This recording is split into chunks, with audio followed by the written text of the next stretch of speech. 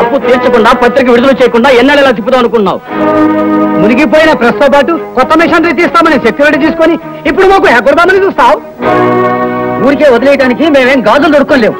ఆగండి, ఈ విషయం నాకేం తెలియదు. అసలు మీ దగ్గర డిపాజిట్ తీసుకుంది కూడా నాకు తెలియదు. తిలక్ హిట్లర్ గారు వస్తారు, ఆయన అడగండి. ఆయన ఎందుకు వస్తాడండి? ఆయన వేరే ప్రెస్ ప్రారంభించబోతున్నాడు.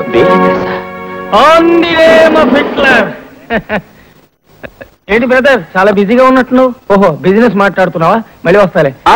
ఈ అప్పుల వాళ్ళంతా నా మీద పడుతున్నారు. అసలు అప్పేంటి, ఎవరు చేశారు? సంతకాలు నువ్వు చేసావు కనుక మేం చేసినా నువ్వు చేసినట్టే లెక్క. మీరు పత్రిక కోసం చేయమన్నారు కాబట్టి నేను చేశాను. నేను గంగలో దూకమంటాను, దూకుతావా? ఏంటి దొంగలు ఊళ్ళు పంచుకుంటే మేము ఏదో చూస్తూ ఊరుకోవాలా? నాకేం తెలియదంటే అతను అర్థం కాకుండా మాట్లాడుతావు నువ్వు. మిస్టర్, ఎందుకు షోట్ చేస్తావు? మాట్లాడుతున్నాగా. ఏమిటయ్యా నువ్వు మాట్లాడేది? నీ పత్రిక బయటకు వస్తుందని నమ్మకం లేదు. ఏంటయ్యా టూ మచ్ గా మాట్లాడుతున్నావు? Be careful. మిస్టర్, నీ కాళ్ళు పట్టుకొని చెప్పాల్సింది. డీసెన్సీ ఉన్న మనిషిని కాబట్టి మర్యాదగా చెప్తున్నాను. రేపు సాయంత్రంలోగా డబ్బు కట్టావా సరే, లేదా నీ మీద చీటింగ్ కేసు పెట్టి కోర్టుకి ఎక్కిస్తాం.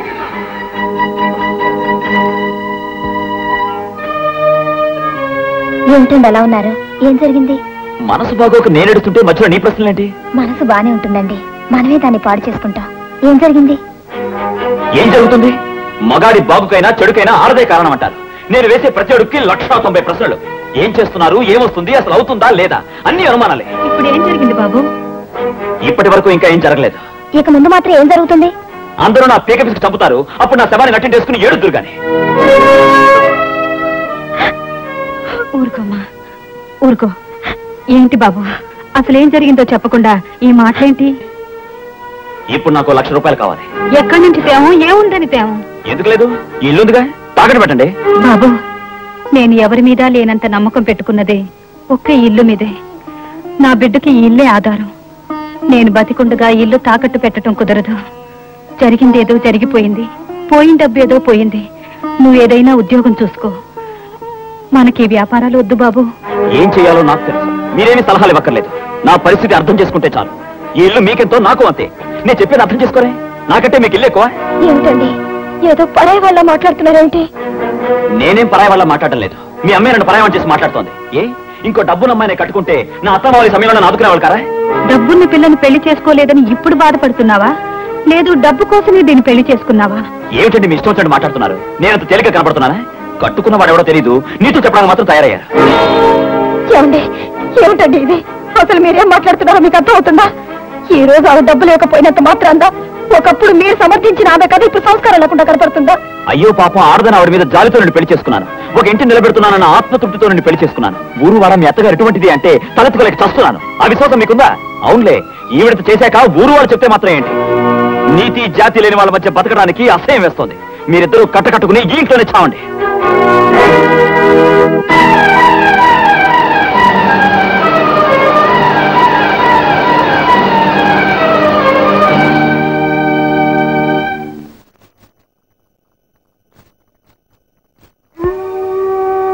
అమ్మా, బాధపడకమ్మా.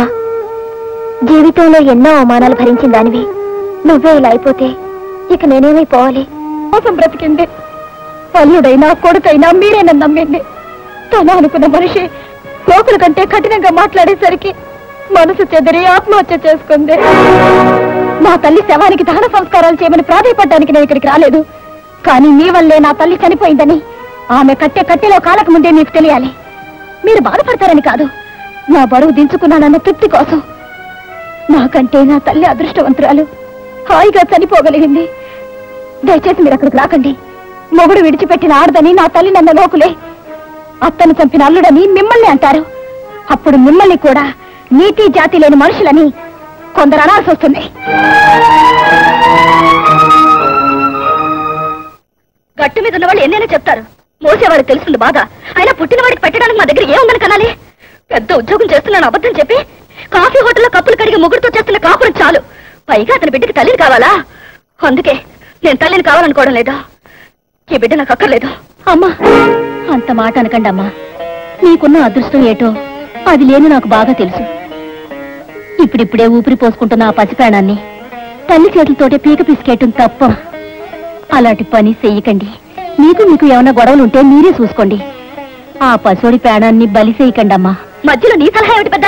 నేను ఇప్పుడే డాక్టర్ దగ్గరికి వెళ్తున్నాను. చూడండమ్మా, మీరే అంత నిర్ణయం తీసుకున్నాక ఇంకా ఆపేదే ఉంది. ఈ ముక్క 10 మందికి తెలియకుండా ఉంటే మంచిది. లేకపోతే ఈ ఊరు వాడమేమన్నారు. అమ్మాయి గారు, ఇలాంటి విషయాలకి ఓ డాక్టర్ ఉన్నాడు. గుట్టు సప్పుడు కాకుండా మన పరువు పోకుండా ఓ మాత్ర ఎత్తాడు. మీరు సరేనంటే కనుక్కొత్తాను.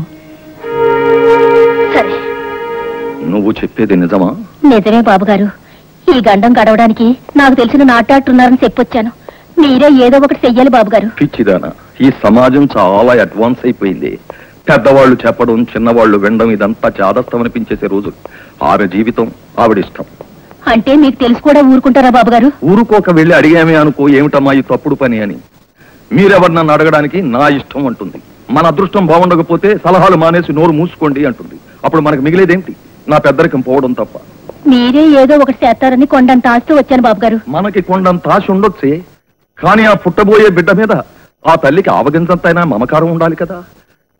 చావడానికి సిద్ధంగా ఉన్న ఆమె పొట్టలోని బిడ్డ దుస్థితి ఎంతో, మన స్థితి అంతే. మీరు ఆదుకుంటారని, ఆ పాపాన్ని ఈ చేతులతో చేస్తారని ఒప్పుకున్నాను బాబుగారు. ఒప్పుకున్నాక తప్పదుగా. నీ ప్రయత్నం నువ్వు చెయ్యి. అమ్మాయి గారు, అబ్బాయి గారు చెప్పారా అమ్మా? ఆయన చెప్పాల్సిన అవసరం నాకేంటి? ఇది నాకు సంబంధించిన విషయం. కోప్పడకండి అమ్మా. చెప్పారా అని అడిగాను. డాక్టర్ గారితో చెప్పానమ్మా. ఈ ఉండమాత్ర ఇచ్చారు. భగవంతుని తలుచుకుని వేసుకోండి. గాల్లోంచి వచ్చి ఆ పసిపేణం గాల్లోనే కలిసిపోద్ది.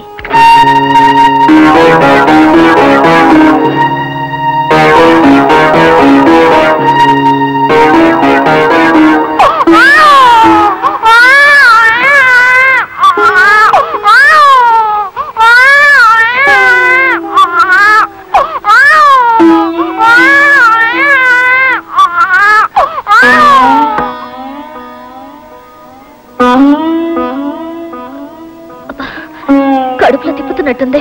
కడుపులో ఆ చీకట్లో సహలేక ఆ పసోడి ప్రాణం కొట్టుకుంటుంటే తల్లికి నీ కడుపు తిప్పకపోతే ఇంకెవరికి తిప్పుతాదమ్మా? పర్వాలేదమ్మా, ఆ పసి ప్రాణం కళ్ళు మూసాక నీ కళ్ళకు కునుకు పడుతుంది. తలారా చావు స్నానం చేసి హాయిగా పడుకోండమ్మా.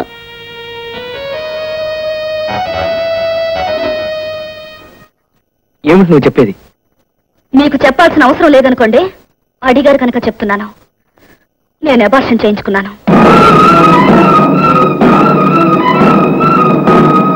ఎందుకు చేసావా పని? ఎందుకు చెయ్యకూడదా పని? రాణి, పసిపిల్లలంటే నాకెంత ఇష్టమో నీకు తెలుసు. బాబాయ్ ఈ పిన్ని మనకి పుట్టబోయే బిడ్డ కోసం 1000 కళ్ళతో ఎదురు చూస్తున్నాను తెలిసి ఈ పని ఎలా చేసావు? మానవత్వం మర్చిపోయావు సరే, మాతృత్వాన్ని కూడా మర్చిపోవడానికి నీకు మనసులో ఒప్పింది? తల్లిని కాబోతున్నందుకు మీకంటే నేను ఎక్కువ సంతోషించాను. కానీ బిడ్డ పుట్టాక ఆ బిడ్డతో మీ తండ్రి కాఫీ హోటల్లో కప్పులు తీశాడని చెప్పనా? అబద్ధాలతో కోటలు కట్టి అడుగు తింటానికి కూడా సిద్ధపడతాడని చెప్పనా? నా బిడ్డను చెప్పుకున్నది నేనే అయినా ఆ బిడ్డ చావు కారణం మాత్రం మీరే. ఈ సమాజంలో కోటీశ్వరులు మాత్రమే బ్రతుకుతున్నారా? బంగారు పళ్ళాలు ఉన్న వాళ్ళు మాత్రం ఆనందింటున్నారా? కోటీశ్వరులకి కోటలు కట్టే వాళ్ళకే కాదు పిల్లలు, కూలి వాళ్ళు, కూటికి లేని వాళ్ళు కూడా కంటున్నారు పిల్లల్ని. పిల్లల్ని కంటానికి అర్హత ఐశ్వర్యం కాదు, ఆప్యాయత, అనురాగం. రేపు నువ్వు కోరుకుంటున్నట్టు నేడు కోట్లు సంపాదించి కోటలు కట్టించి నిన్ను రత్నాల మీద నడిపించినా నీకు పిల్లలు లేకపోతే నిన్ను గొడ్డాలంటారే తప్ప కోటీశ్వరాలు కదా అని నిన్ను తల్లి అని ఎవరో పిలవరు. ఎవరన్నా అనకపోయినా నాకు అనవసరం. నా మనుషులు నా పద్ధతి ప్రకారమే ఉండాలి. నీ పద్ధతి ఒక్కటే గొప్పది కాదు. ప్రతి మనిషికి ఓ పద్ధతి ఉంటుంది. అబద్ధాలు చెప్పి మోసం చేయడం మీ పద్ధతి? అబద్ధాలు చెప్పినా గంజి తాగుతూ అభిమానంగా బ్రతకడమే నా పద్ధతి. అలాంటి మనుషులతో గంజి తాగి బ్రతకాల్సిన కర్మ నాకేం పట్టలేదు. బ్రతుకే కర్మ నువ్వనుకుంటే నీతో మాట్లాడే ఆఖరి మాట ఇదే.